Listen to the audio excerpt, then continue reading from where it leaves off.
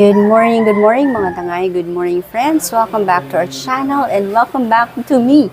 Pasensya na po kayo, napakatagal ko pong walang upload, walang update. Kaya napakarami na pong tao na subscribers and even friends who are asking kung active pa rin ba kami. Kung andito pa rin ba kami sa puerto o nag-OFW na kami ulit, kung kamusta kami, buhay pa ba kami, or nasa construction pa ba kami. And yes po, by God's grace, we're still here in Puerto Princesa City and we're still in the construction industry. So at the moment, we are in our Burgos project na po. So proof of life, we're okay by God's grace. My husband and I are doing well and the team are still with us. So sa ngayon po, sobrang dami lang po kasi naming projects kaya hindi ako makapag-vlog. Pero dahil nandito na rin po tayo sa ating Burgos project, ay mini tour ko na po kayo. Ang apartment project po na ito ay inumpisahan namin noong January at patapos na po tayo. Hopefully by this month, November, ay pa-turnover na po tayo. Iikot ko lang muna po kayo. Mini tour lang ito. We'll do a longer video baka next week. Ayan, ikot po tayo. Ito po ang isa sa mga units ng ating apartment at ito po ang napili ng ating owner kung saan sila titira kapag sila ay nakabakasyon dito sa Puerto Princesa. Dito rin po magsistay yung mga anak nila na nasa abroad, nasa UAE, tuwing sila po ay nagbabakasyon. Actually, sila po ang nakakita sa amin sa YouTube at nagtiwala na gawin namin ang kanilang apartment building.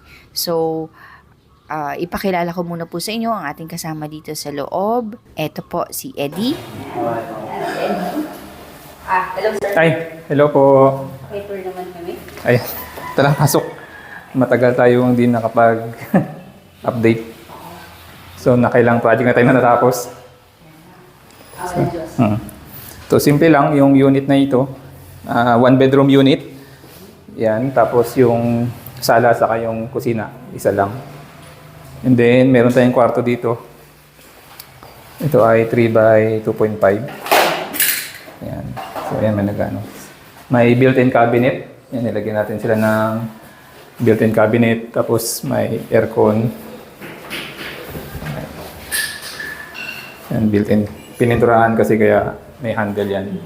So, enough for small size family. And then, dito sa labas, ito yung bedroom. Then, meron tayong toilet and bath. Yan, ito yung toilet and bath natin. Hindi ko matandaan yung size ito. Parang nasa 1.4 by 230. Yan, meron tayong pedestal sink. Okay. Then, meron tayong toilet bowl. Then, may shower area. So, dito, nalagyan natin siya ng yung curtain, shower curtain, para pag naliligo, hindi mabasa yung toilet bowl. Ito yung kanyang bintana na awning type.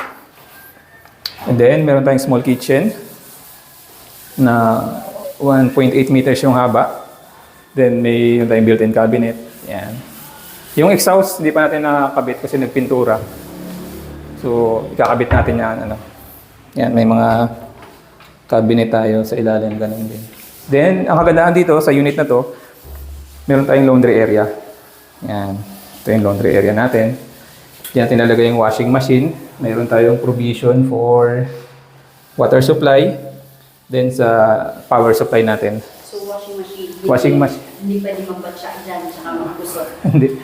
So enough siya for laundry area. Kasi meron tayong dalawang awning type na bintana. Pwede maglagay ng sambayan dito.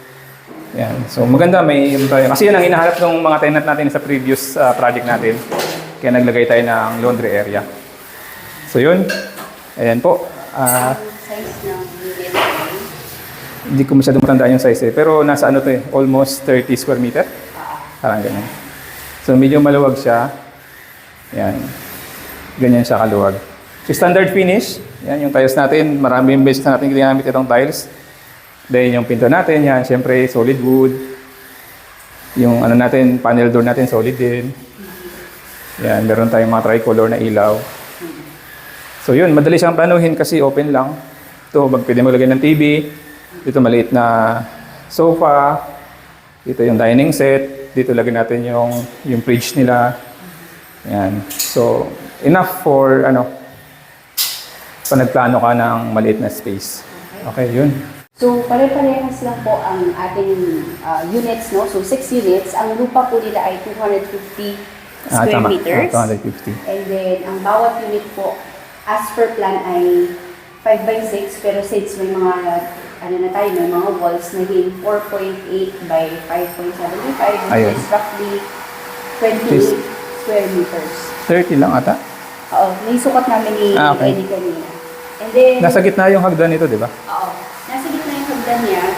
Papakita namin sa inyo yung video kapag na-furnish na. Kasi napamili ka natin Tama. yung ibang mga gamit para magkaroon kayo ng idea sa laki ng apartment. Yan. Ang kaibahan po ng apartment building na to ay nasa gitna naman yung kanilang hagdanan. Yan. So, masyado maalpabok doon ngayon kaya hindi ako makakapunta. Pero I promise, meron po kami yung additional video dito sa unit para mas makabigay kami ng tips sa inyo. So, yun na muna. Yun. Pasensya na po kami naglaho ng napakatagal. Pero kami nagbabalik. So, maraming salamat po. And I'll see you in the next.